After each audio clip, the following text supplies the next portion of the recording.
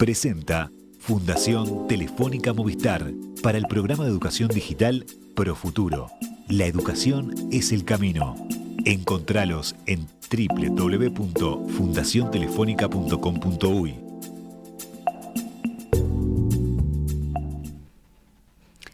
¿Qué desafíos traen los avances en inteligencia artificial en el plano de la justicia? No es seguramente el rubro al que primero uno asocia cuando piensa en inteligencia artificial, pero no se trata de futuro, sino de presente. Ya hay hoy innovaciones que están generando nuevas posibilidades a la vez que presentan dilemas. Abogados robots, por ejemplo, que dan consejos legales. Un software que dicta sentencias. Formas de acercar la justicia a quienes no pueden acceder a ella y de acelerar procesos largos, pero también mecanismos que pueden esconder sesgos complicados.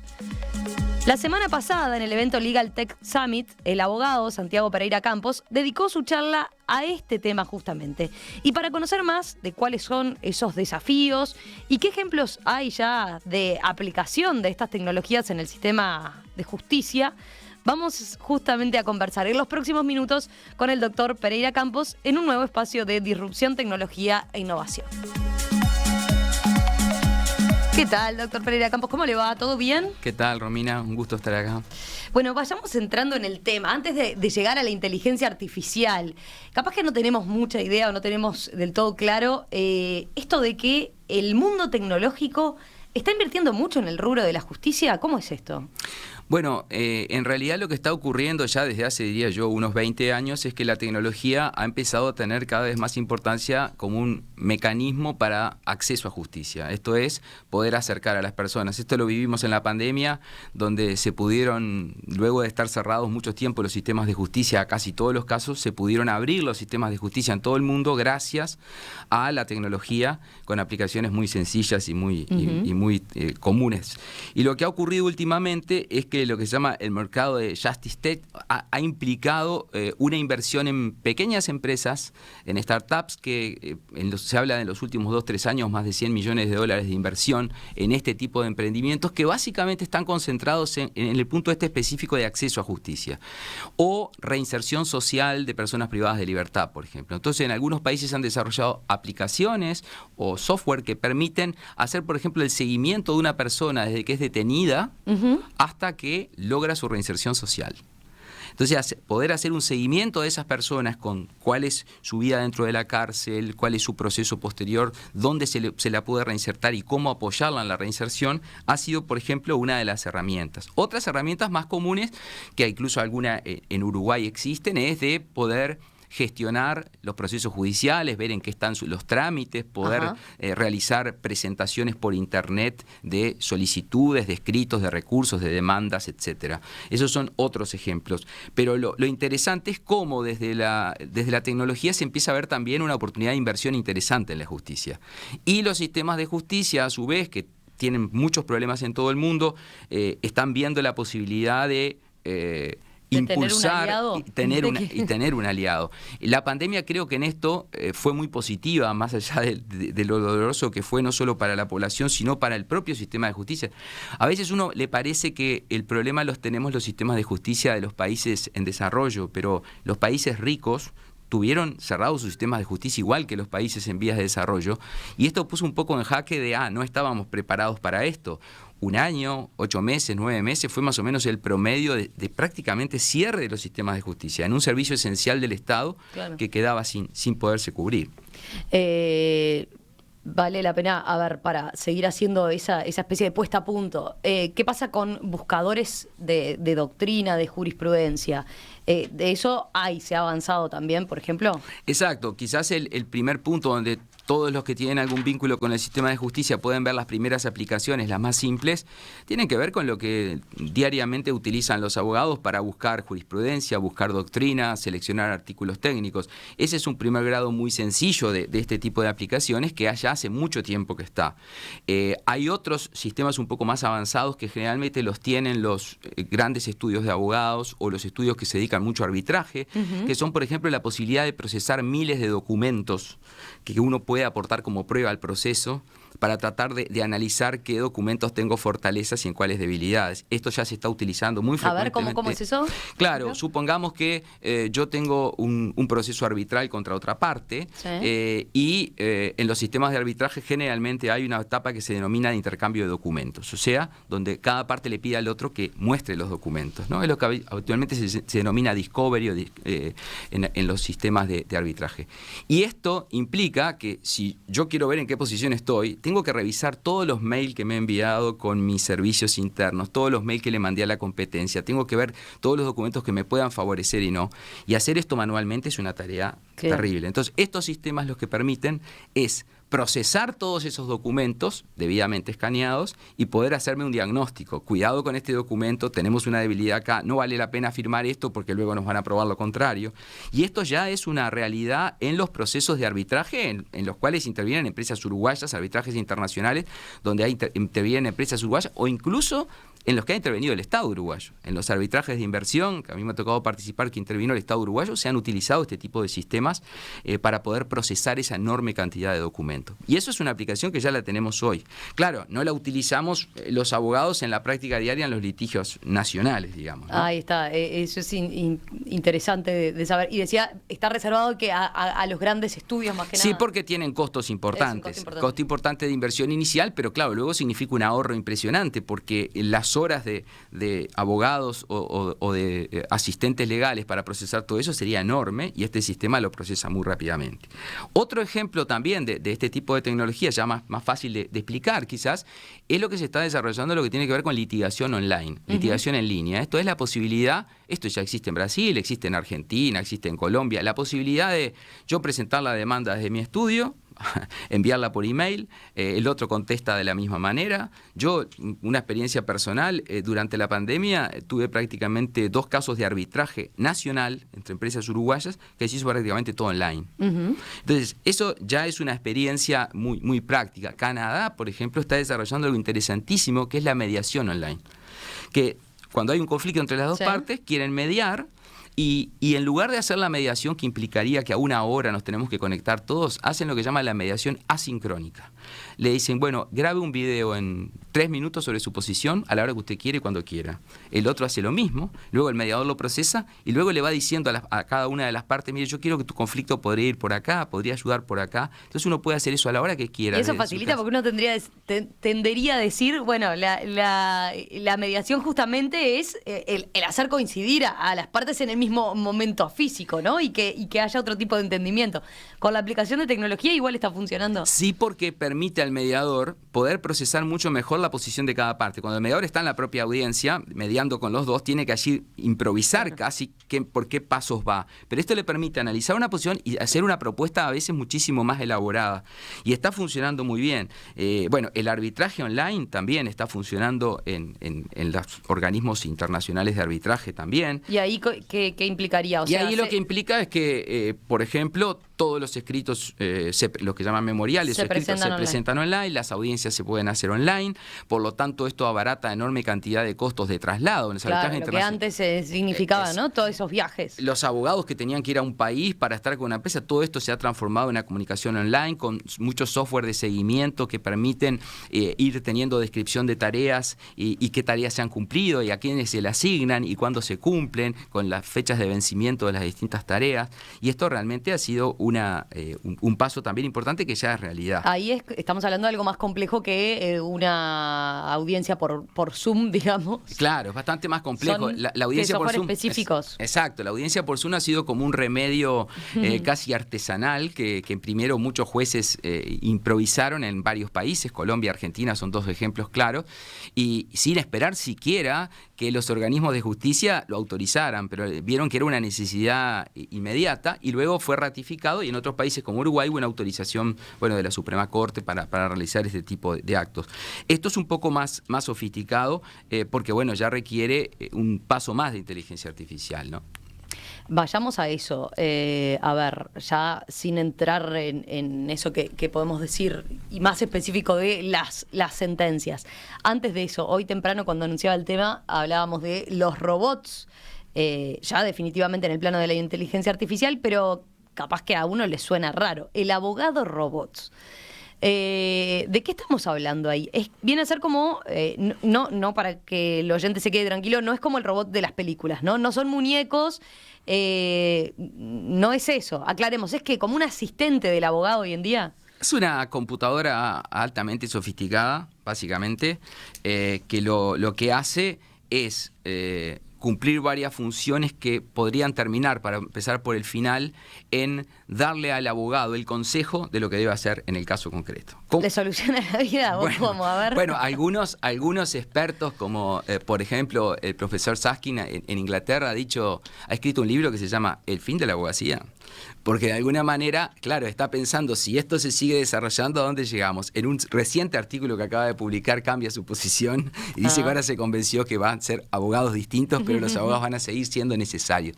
Pero básicamente esto funciona del siguiente modo.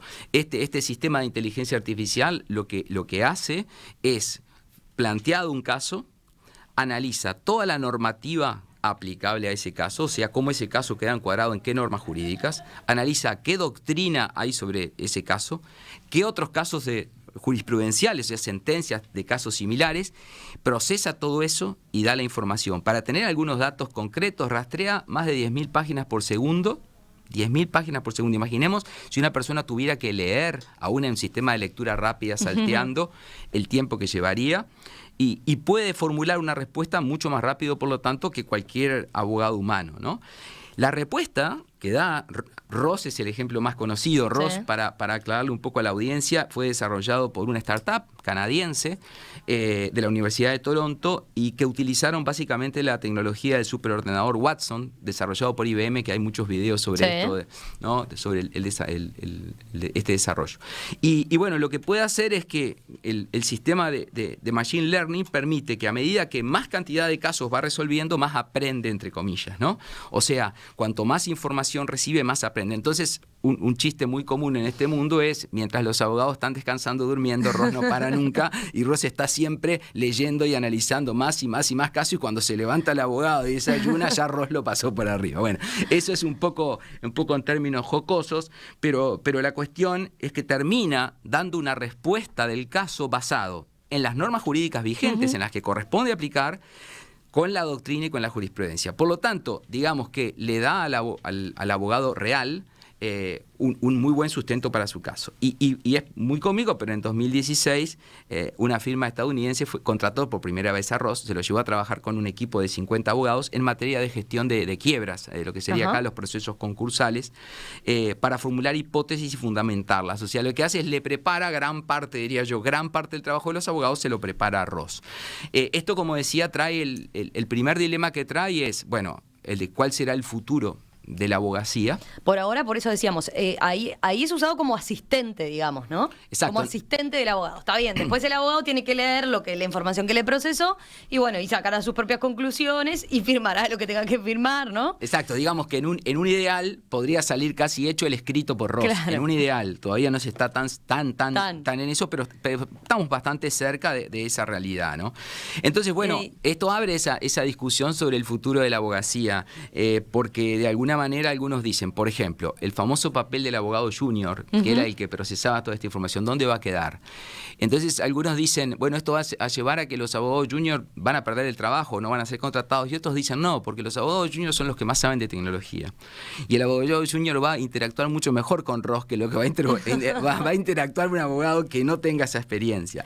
Entonces, bueno, allí hay toda una serie de debates. Pero para dar una cifra interesante, en un estudio que se publicó recientemente en Inglaterra, se dice que en el 2030 el 20% de los servicios legales van a ser gratuitos. Fíjense, uno de los grandes problemas en el mundo, quizás no tanto en Uruguay, porque Uruguay hay muchísimos abogados y abogadas, pero hay países como Canadá, por ejemplo, país rico, Canadá, donde el 50% de los juicios civiles se litigan sin abogado en una de las partes.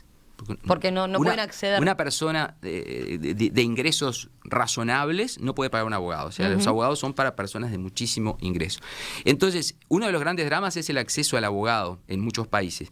Y se habla de que en 2030, 2040 podríamos tener 20% del acceso a servicios legales gratuitos. ¿Esto es a través de qué? De tecnología. Tecnología que le va a permitir a aquella persona que no puede contratar a un abogado, pedirle a alguien una máquina, que le produzca ¿Qué argumentos legales los tiene que argumentos usar? para su tesis. Y esto es realmente revolucionario en términos de acceso a justicia. Realmente revolucionario. Alguien podría decir, bueno, ¿va a bajar mucho el trabajo de los abogados? Puede ser que no, porque puede ser que en realidad este 20% sea personas que antes no llegaban al sistema de justicia y ahora van a poder llegar.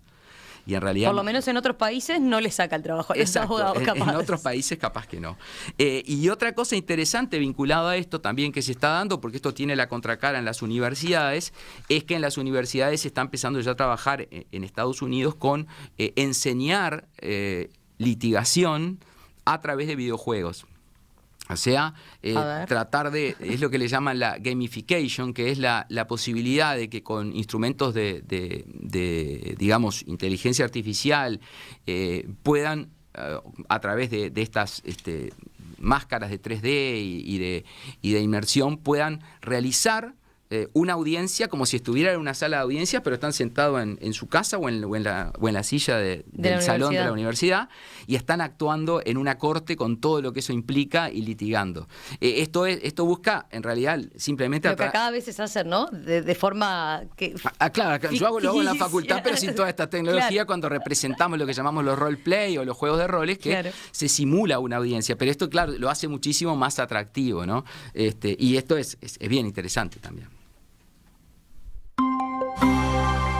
Bueno, arranco por dificultades de aprendizaje, doblo y sigo hasta alfabetización digital, de ahí sigo por actúa contra el ciberbullying, doblo a la izquierda en robótica y sigo por pensamiento computacional. Programación con código, después sí. Profuturo. La educación es el camino. En Profuturo, el programa de educación digital de Fundación Telefónica Movistar, tenemos estos y muchos más cursos virtuales sin costo, orientados a docentes, que podés encontrar en www.fundaciontelefónica.com.uy.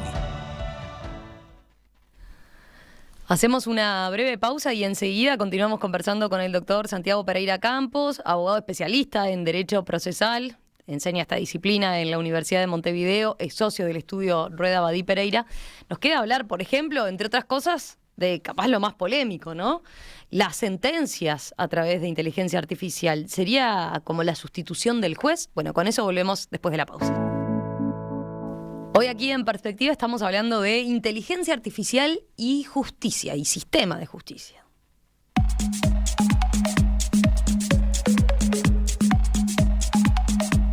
Abogados robots que dan consejos legales, software que dictan sentencias. Sí, escuchan bien, ¿eh? Esto no es ciencia ficción, esto existe ya hoy.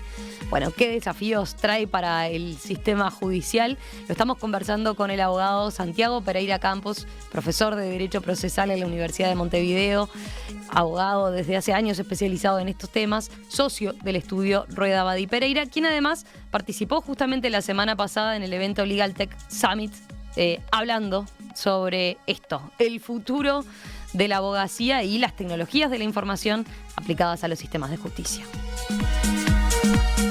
Hablábamos recién, Santiago, entre otras cosas, de la tecnología y cómo se ha ido creciendo ese campo en materia de inversión también y de cómo está facilitando algunas tareas del trabajo del abogado. Hablamos del abogado robots como asistente, pero también en un futuro como facilitador de acceso a la justicia para mucha gente que puede no acceder hoy.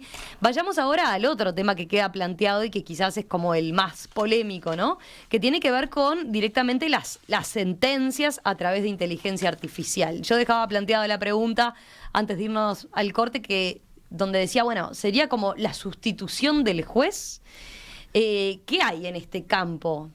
Bueno, este es el tema de mayor discusión hoy. Prácticamente todos los congresos de justicia o derecho procesal tienen este tema como el tema, digamos, protagónico, porque lo que se ha desarrollado ya desde hace unos años es lo que se denomina simuladores de sentencia. O sea, inteligencia artificial que lo que hace es, frente al caso concreto, simula lo que piensa que podría ser la sentencia. Uh-huh. Esto ya está siendo utilizado desde hace unos años en los estudios grandes de abogacía, pero también ha empezado a utilizarse, y esto es lo interesante, en los propios tribunales. Voy a poner un ejemplo muy puntual. Por ejemplo, una universidad de Reino Unido y una universidad de Estados Unidos desarrollaron un sistema que les permitió anticipar correctamente el 79% de los veredictos del Tribunal Europeo de Derechos Humanos. O sea, a través de un sistema de inteligencia artificial pudieron predecir con un porcentaje bastante elevado de éxito los veredictos del Tribunal Europeo. ¿Cuál fue el porcentaje? 79%.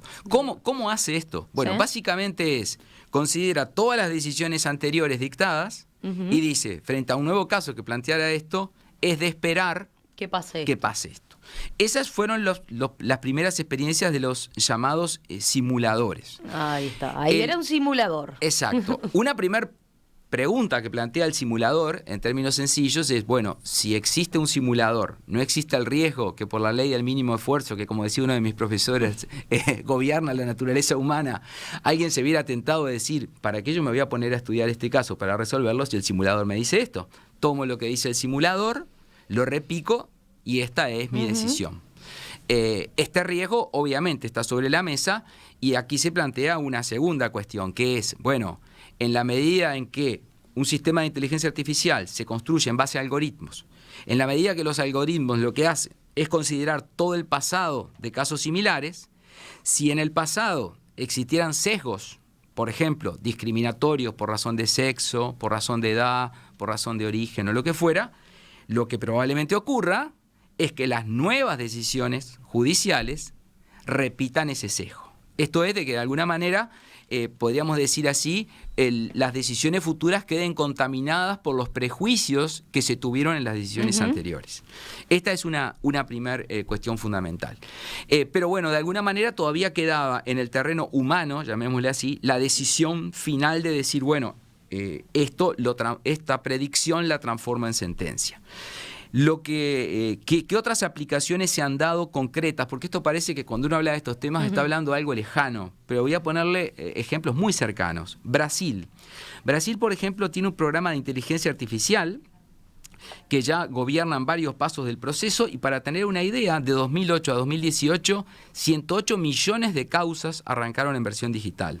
Claro, el sistema, ustedes saben que Brasil es un continente y por su propia naturaleza el gran problema que tiene es la enorme cantidad de casos. Entonces, ¿qué ha hecho Brasil en su último código procesal? Establecer un sistema que se llama el análisis de las demandas repetitivas. ¿Qué es esto? Juntar todos los casos parecidos y resolverlos juntos.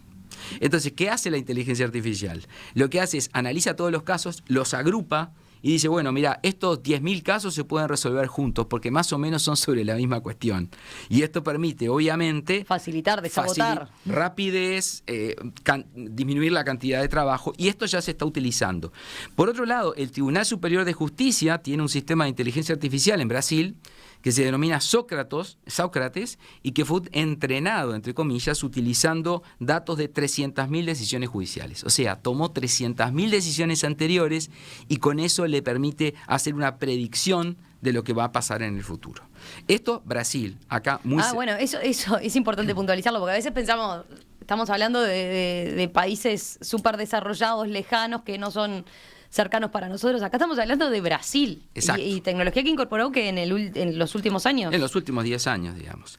Pero vamos más, si quieren todavía más cerca, Argentina. Argentina tiene desarrollado, fíjense, desde 2017, un sistema de inteligencia artificial desarrollado en la UBA, la Universidad de Buenos Aires, que ha sido además ahora incorporado en Colombia. O sea, este sistema desarrollado en Argentina lo toma Colombia, que permite predecir decisiones judiciales y lo está usando en Colombia la Corte Constitucional Colombiana, que es el organismo jurisdiccional más importante que básicamente resuelve los temas de derechos humanos fundamentales, y lo está utilizando ¿para qué? Para que frente a un nuevo caso diga, ¿cómo resolvimos en el pasado este caso?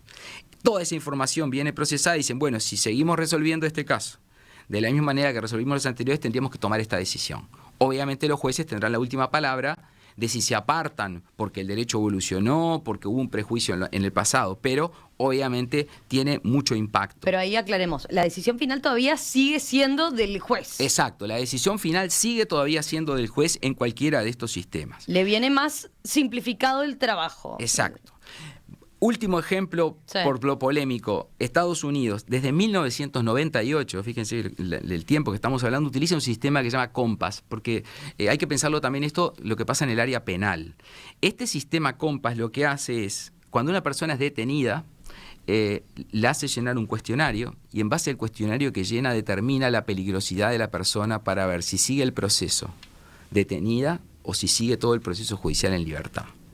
Fíjense de lo que estamos hablando. Acá ya tiene, si bien la decisión final la sigue tomando el juez, está muy influenciado por esta decisión. Y esto llevó a que varias organizaciones internacionales de derechos humanos criticaran este sistema, porque es un sistema de los que se denomina de caja negra. Esto es, que no se pueden auditar los algoritmos. Ajá. Porque la empresa dice, como esta es una empresa privada, yo no puedo revelar mi secreto.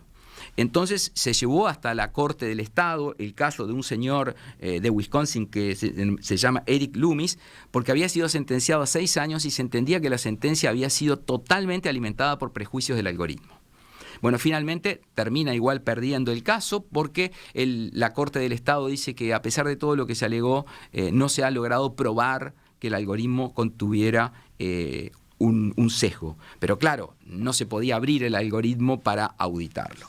Entonces, ahí ya estamos, fíjense, en temas más complejos, porque estamos hablando de privación de libertad. Claro. Entonces, estas organizaciones y algunas universidades que trabajaban en este proyecto llegaron a la conclusión de que aquí había claramente un prejuicio por razón de etnia y por razón por razón cultural de estas personas. Y luego se hizo un estudio muy interesante que era, bueno, a ver, vamos a preguntarle a este tan inteligente software, Compass, ¿cuántas personas afrodescendientes le entendió que tenía que tener libertad y cuántas personas blancas le dio la libertad?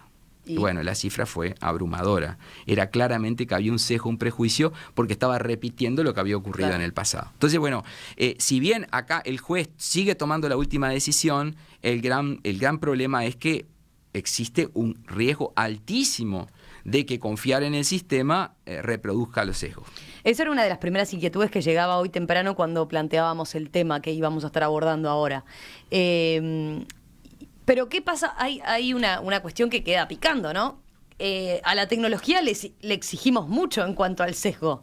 Capaz que con los jueces, seres humanos de carne y hueso, no nos lo planteamos tanto. ¿Por qué le pedimos a la tecnología que resuelva los sesgos que existieron toda la vida de parte de los humanos, ¿no? Sí, sin duda. Esta semana, un querido amigo, el profesor Jordi Nieva, catedrático de la Universidad de Barcelona, publicó un artículo muy polémico donde prácticamente plantea exactamente lo que tú decís. Dicen, a ver, estamos haciendo tanto drama por la inteligencia artificial y los sesgos.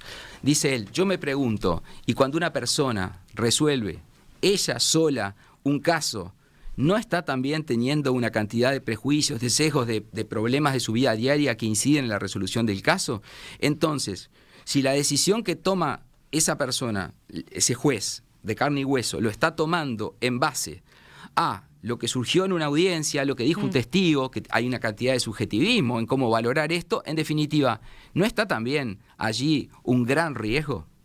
Bueno, está muy bien el planteo porque uno a veces viene con el chip ya incorporado de una idea y a veces hay que de alguna manera ser un poco disruptivo y digamos, deconstruir la idea anterior y tratar de ver cómo la construimos.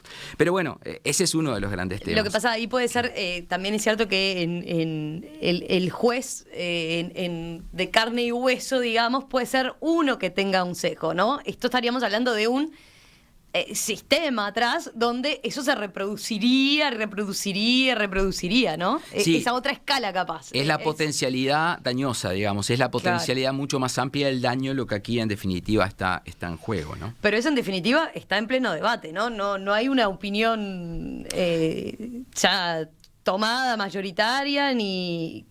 Eso todavía es una de las restricciones, estimo, para que esto se siga aplicando a otro nivel, ¿no? Exacto.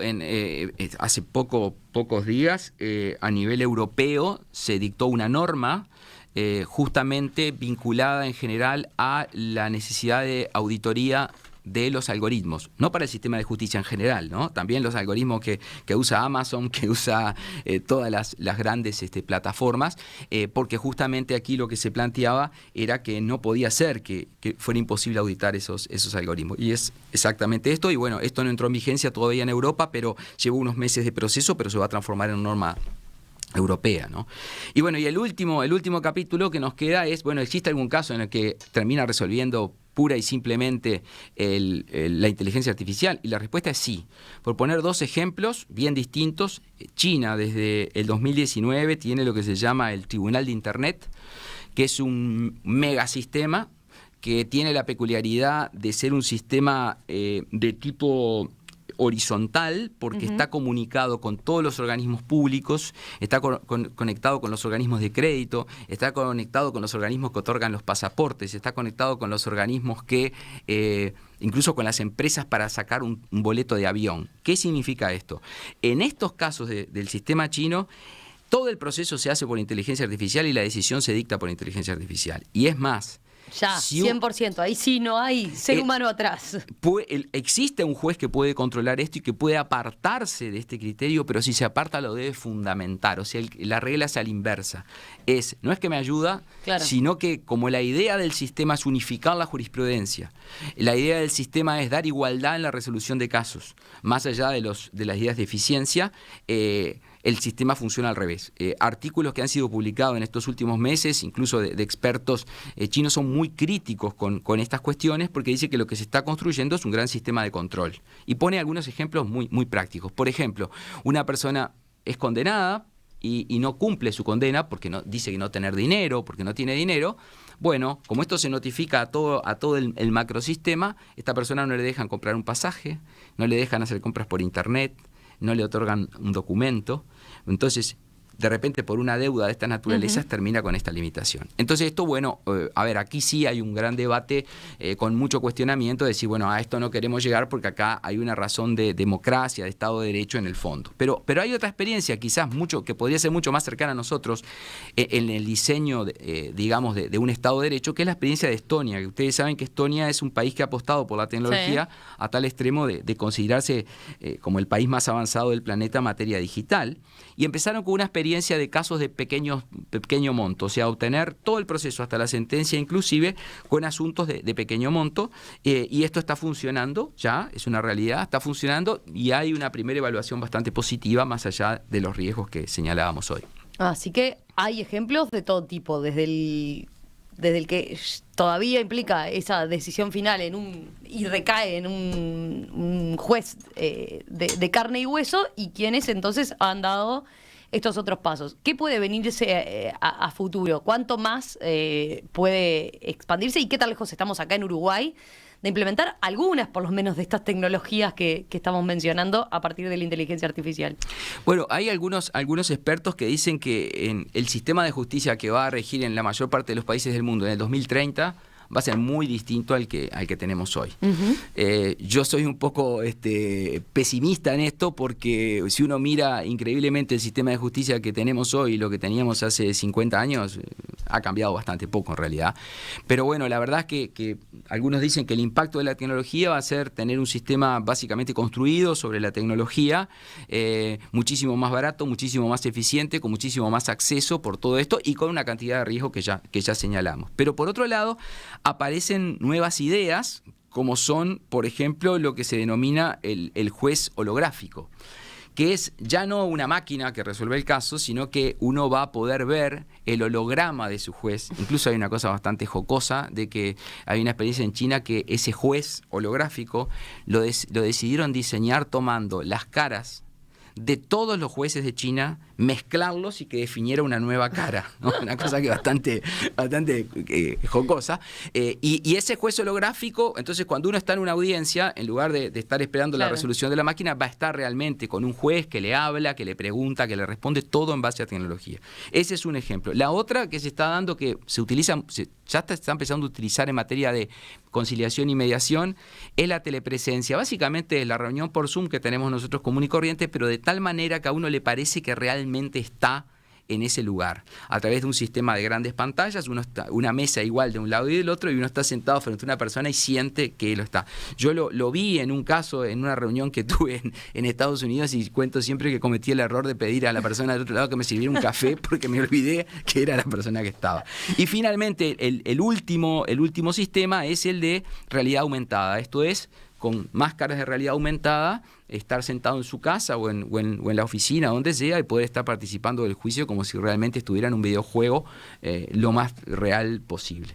Estos son un poco los grandes desafíos que se vienen, y mientras tanto en Uruguay, con un presupuesto del Poder Judicial muy bajo y con muchos problemas, con todavía una demora en poder implementar la presentación de escritos judiciales por internet, que creo que es el paso que necesitamos urgentemente, con algunos jueces que se han negado increíblemente libremente hacer sentencias por tecnología, entendiendo que se vulnera los principios esenciales de inmediación del proceso, y por otro lado con muchas juezas y jueces que han tomado una buenísima iniciativa en, a veces con poquísimos recursos, utilizar las tecnologías para poder hacer los procesos. Pero en Uruguay sin duda que a pesar de los esfuerzos que hace la Corte con muy pocos recursos, estamos sumamente atrasados en algunos temas si uno mira el contexto incluso regional, ¿no? Y bueno, sí, con los casos que mencionaba de Argentina y Brasil, exacto, son claro ejemplo, ¿no? Teniendo tan altos estándares como tiene Uruguay en materia de independencia judicial y de baja corrupción, es una pena que no podamos también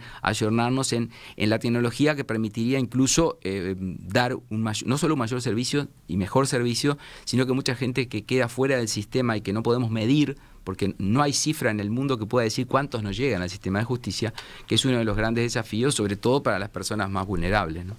Doctor Santiago Pereira Campos, especialista en Derecho Procesal, muchas gracias por estos minutos esta mañana aquí en Perspectiva. Volvemos a conversar en cualquier momento, seguimos atentos al juez en holograma y a estos avances entonces, porque son bien interesantes me parece, y vale la pena así hacerles como un seguimiento de cerca. Gracias. Muchas gracias a ustedes.